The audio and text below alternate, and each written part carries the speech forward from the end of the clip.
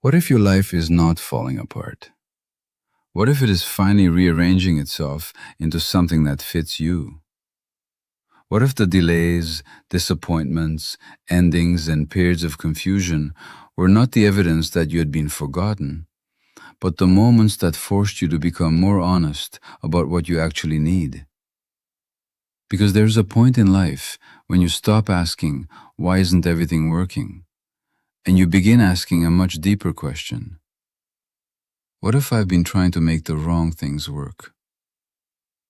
Maybe you've spent years trying to hold together a relationship that continually exhausted you. Maybe you kept chasing an opportunity because you needed it to prove your worth. Maybe you built your identity around being strong, dependable, successful, or needed. Maybe you became so focused on surviving that you forgot to ask what kind of life would actually feel good to live. And then something changes. You become tired of forcing, tired of explaining, tired of chasing, tired of trying to convince people, tired of turning every disappointment into a personal failure. And slowly, almost invisibly, you begin to let go. This is where a new chapter can begin. Not because the universe has promised that everything will suddenly go your way, not because every problem will disappear, but because you're finally becoming less willing to participate in the patterns that kept you stuck.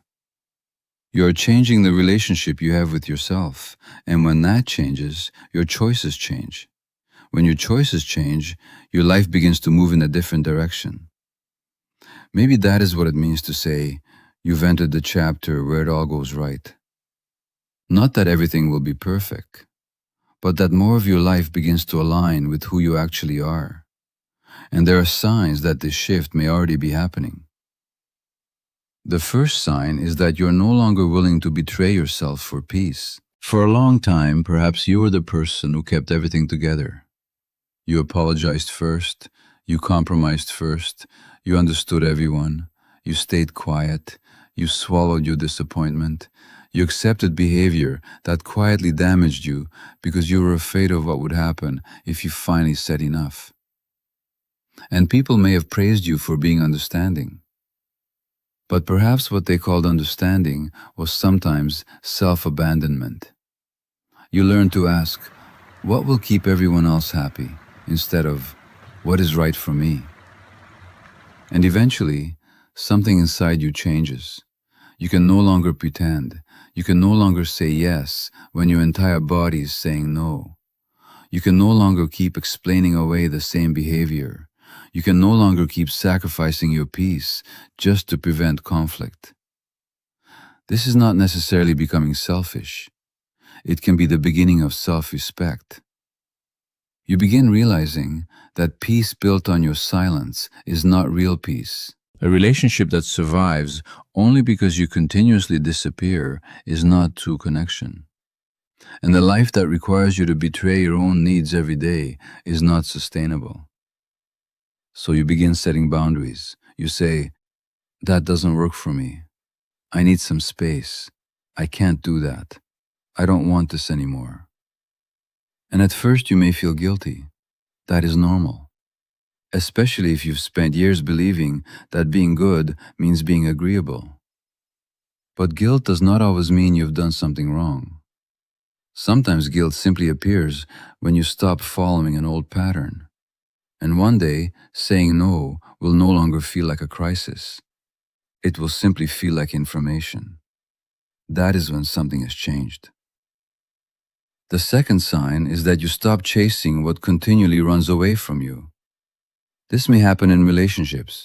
You stop sending the extra message, stop trying to convince someone, stop analyzing their silence, stop asking what you did wrong, stop trying to become more lovable so that someone finally chooses you. You begin asking a different question. Why am I working so hard to be chosen by someone who is not choosing me? That question hurts, but it can also free you, because there's an enormous difference between love and pursuit. You can love someone deeply and still recognize that the relationship is not healthy for you. You can care about someone and still stop chasing. You can miss someone and still choose not to return. You can forgive someone without giving them access to you again. This is emotional maturity. You stop measuring your worth by someone's willingness to give you what you want. And something beautiful happens. Your energy returns. The attention you spent monitoring someone else's behavior becomes available for your own life. You begin thinking, what can I create? What can I learn? How can I take care of myself? What kind of relationship actually feels safe? And the moment you stop chasing what is inconsistent, you create room for what is consistent. The third sign is that you're becoming less interested in proving yourself. Maybe this has been one of the strongest motivations in your life. You wanted to succeed so people would finally respect you. You wanted to become wealthy so nobody could ever look down on you again. You wanted to become attractive so someone would regret losing you. You wanted to become successful so your family would finally recognize your value. You wanted to become impressive because somewhere inside you believed, then I'll finally be enough. But what happens when you begin healing? You realize that proving yourself is exhausting. You begin asking, if nobody applauded this achievement, would I still want it? That is a powerful question, because it separates desire from validation. Maybe you still want success, but now you want it because the work matters. Maybe you still want money, but now you want freedom rather than status. Maybe you still want a relationship, but now you want mutual love rather than proof that you are desirable. Maybe you still want recognition, but now you care more about meaningful contribution than attention. The goal didn't necessarily disappear. The reason changed. And when the reason changes, the emotional weight changes too. You stop demanding that success heal your insecurities. You stop demanding that relationships prove your worth. You stop demanding that the world confirm your identity, and you become freer. The fourth sign is that your nervous system begins learning what peace feels like. This can be subtle. You wake up and realize you didn't spend the first hour worrying. You receive a message and don't immediately panic. Someone is quiet and you don't assume they are angry. You make a mistake and you don't spend the entire day attacking yourself. You have an empty afternoon, and instead of feeling guilty, you rest. These moments may seem small, they are not. If you have spent years living in stress, your nervous system can become accustomed to urgency. Chaos feels familiar, pressure feels normal, hypervigilance feels productive, and peace can initially feel strange. You may even create problems because problems are familiar. You may start checking, overthinking, planning, analyzing, searching for something to fix. But gradually you learn, nothing is wrong right now. And you let that be true. You sit quietly, you breathe, you walk, you eat, you sleep, you laugh. You allow a normal day to remain normal. This is not laziness. It is a nervous system learning flexibility. You don't have to be constantly activated to be productive. You don't have to live under pressure to feel valuable. You don't have to earn the right to relax. And perhaps this is one of the greatest signs that your next chapter is arriving. Peace no longer scares you.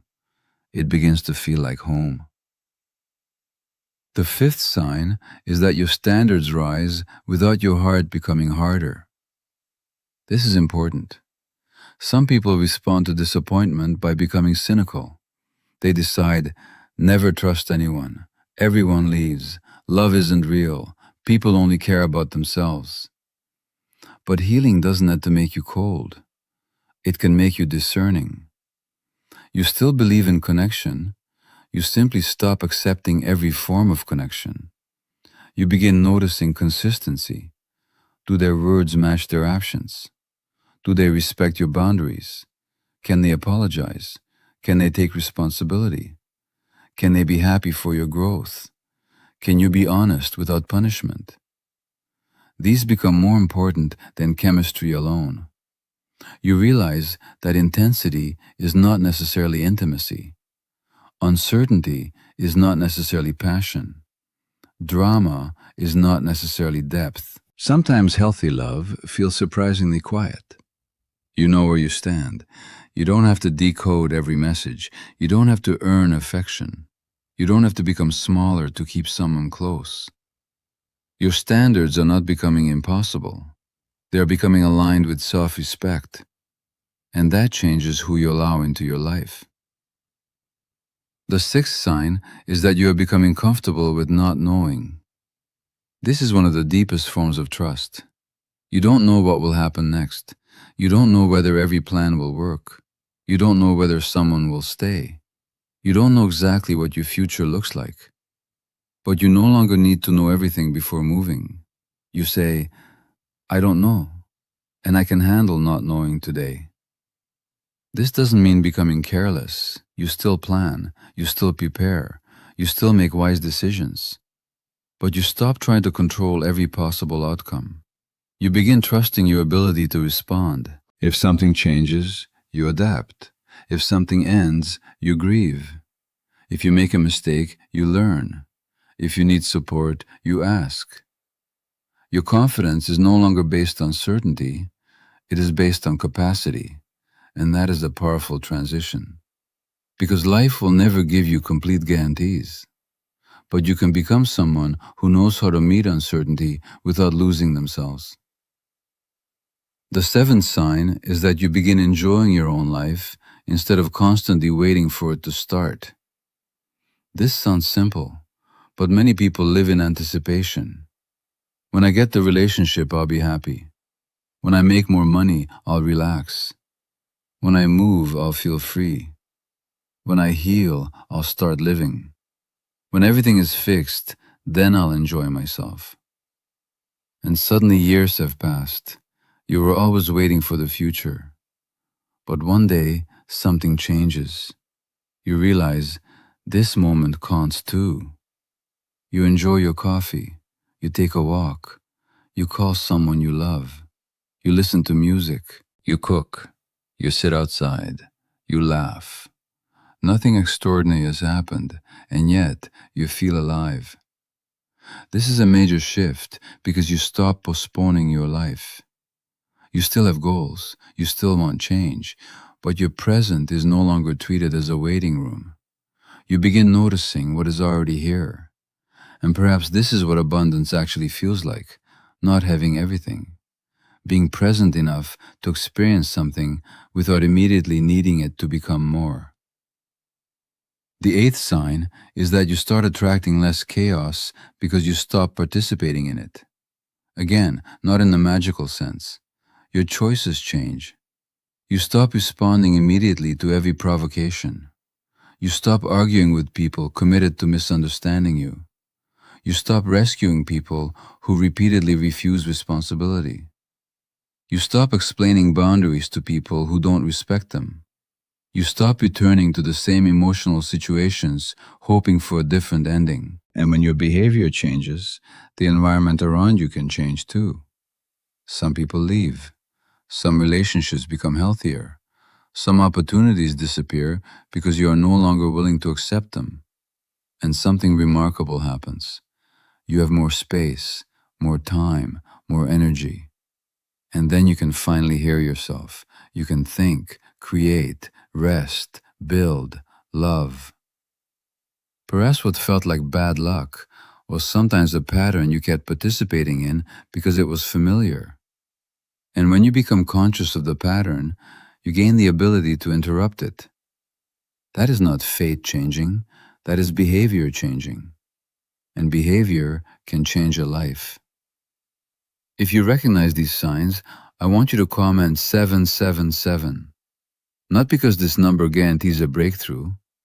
Let it be a symbol of intention. Let 777 mean, I am ready to stop repeating what hurts me. I'm ready to trust myself. I'm ready to choose peace. I'm ready to build a life that feels true. Use the number as a reminder, but remember that the real transformation comes through your actions. The boundary, the decision, the conversation, the habit, the rest, the support, the courage to walk away, the courage to stay, the willingness to begin again. Now there's something else that happens when your life begins moving in a healthier direction. You stop asking why everything happened to you. You begin asking what you want to do with what happened. This is not about pretending pain was good. It wasn't. Some experiences were unfair. Some losses were unnecessary. Some people hurt you. Some chapters should never have happened. You don't need to turn suffering into a beautiful story, but you can refuse to let suffering become your permanent identity. You can say, "This affected me. It taught me something. It changed me. And I still get to choose what happens next." That is a powerful form of agency. You are not responsible for everything that happened to you, but you can become responsible for how you respond now. And that is where the new chapter becomes yours. Maybe you start taking your health seriously. Maybe you stop working yourself into exhaustion. Maybe you finally seek professional support. Maybe you stop surrounding yourself with people who constantly make you question your worth. Maybe you pursue work that aligns more closely with your values. Maybe you reconnect with creativity. Maybe you forgive yourself for not knowing what you know now. These are not mystical events, they are decisions, and decisions create direction. One of the most beautiful signs of change is that you start trusting small progress.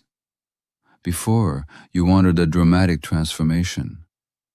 Now you appreciate a quiet improvement. You slept better. You said no. You didn't react. You had the difficult conversation. You took the walk. You asked for help. You didn't return to the person who repeatedly hurt you. You rested before you collapsed. You finished one important task. You spoke to yourself with kindness. These may look insignificant. They are not. A life changes through repeated small choices. And perhaps this is why your new chapter may arrive quietly. There may be no dramatic moment when everything suddenly becomes perfect. Instead, you wake up one day and realize, I am not living the way I used to.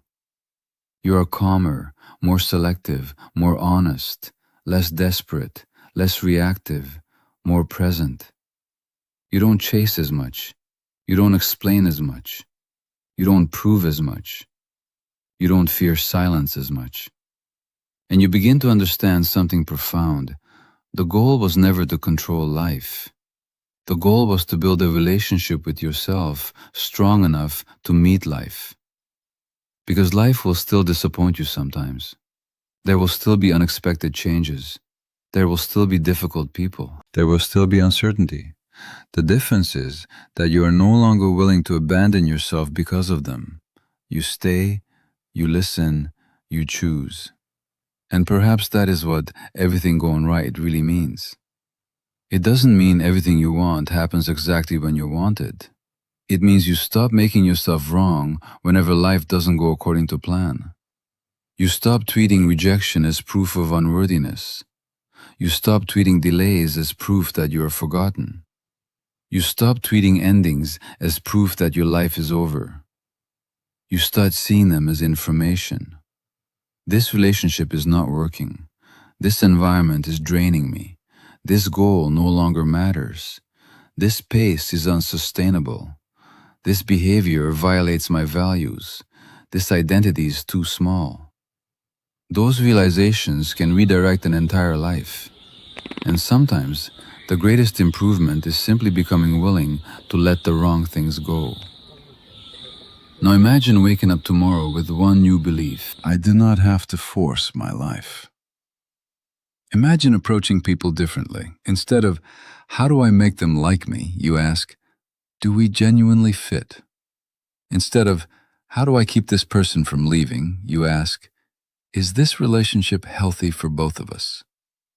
Instead of, how do I prove myself, you ask, what matters to me? Instead of, how do I control the future, you ask, what is the next wise step? Instead of, why am I still struggling, you ask, what is this experience teaching me about how I want to live? Those questions create different lives. And perhaps this is the deepest shift of all. You stop waiting for external circumstances to give you permission to feel worthy. You stop saying, when I achieve this, then I will be enough. You begin saying, I am already worthy, and I can still grow. That changes ambition. You can pursue success without desperation. You can love without possession. You can work without making work your identity. You can rest without guilt. You can change without shame. You can say no without believing you're cruel. And when that happens, you're no longer fighting yourself while trying to improve yourself. You're growing from self-respect. There may also be moments when you feel guilty for becoming happier. This is worth noticing. Perhaps someone in your life is still struggling. Perhaps your old identity was built around being the one who rescued everyone, and now you're choosing yourself. You may wonder, am I becoming selfish? No. You cannot save everyone by destroying yourself. You can care, you can support, you can listen, but you are allowed to have your own life. Your happiness does not betray another person's pain. Your growth does not insult someone else's struggle. And your boundaries do not mean you've stopped caring. Sometimes the healthiest thing you can model is the person who knows how to care for themselves. Now, if you're entering a season where things feel unexpectedly lighter, don't immediately become afraid that something bad must be coming. This happens to people who are accustomed to stress. They experience calm and think, what am I missing? They experience happiness and think, when will it disappear? They receive love and think, when will this person leave? They become successful and think, how long can I keep it? This is the nervous system remembering old uncertainty. But you can teach yourself something different. This moment is good. I don't have to ruin it by predicting the ending. I can let something good be good. That sentence can be deeply healing. You don't have to wait for loss before appreciating love. You don't have to wait for failure before enjoying success. You don't have to assume every peaceful moment is temporary. Enjoy what is here, stay present, and when it changes, you will meet that too. Perhaps the best chapter of your life is not the chapter where nothing hurts. It is the chapter where you finally know how to care for yourself when something hurts. You become your own ally. You stop using shame as motivation. You stop using fear as your primary decision maker. You start using values. You start using discernment. You start using compassion. And that changes the quality of your life. So ask yourself, what am I doing today that my future self will thank me for? Maybe it's resting. Maybe it's setting a boundary. Maybe it's leaving a destructive cycle. Maybe it's learning. Maybe it's reaching out. Maybe it's finally beginning something you have postponed. You don't need to transform your entire life today. You need one honest action, then another, and another. Eventually, you look back and realize that the life you wanted was not created through one miracle. It was created through consistency, through the quiet choices nobody saw. And perhaps that is why your next chapter can feel almost invisible at first. Nothing dramatic happens. You simply become less willing to betray yourself. That is enough. Because when you stop betraying yourself, your relationships change. Your choices change, your habits change, your standards change, your environment changes, and your life follows. So if you're currently in a difficult chapter, don't force yourself to believe that everything will magically work out. Believe something more grounded. I can make choices that move my life in a healthier direction. That is something you can act on. You don't control everything, but you have influence. and influence is enough to begin. You can choose what you tolerate. You can choose who you give access to. You can choose how you speak to yourself. You can choose whether you ask for help. You can choose whether you remain in the same pattern. You can choose the next step. And sometimes that's all a new chapter needs. One step, then another, until one day you realize that life doesn't feel like a constant battle anymore. It feels like something you are participating in, something you can shape, something you can experience, something you can finally enjoy. And maybe, when that happens, you'll understand why the title said, "You've entered the chapter where it all goes right." Not because every event goes exactly according to your plan, but because you have finally become aligned with yourself. You stop forcing what does not fit. You stop chasing what does not choose you. You stop proving what does not need to be proved. You stop carrying what does not belong to you. You stop fighting emotions that need to be felt. You stop living according to expectations that were never yours. And you begin choosing what is honest, what is healthy, what is meaningful, what is yours. That is a powerful chapter. And perhaps the final sign is the quietest one. You wake up one day and don't feel the same urgency to escape your own life. You're not constantly waiting for the next thing. You're not constantly trying to become someone else. You're here.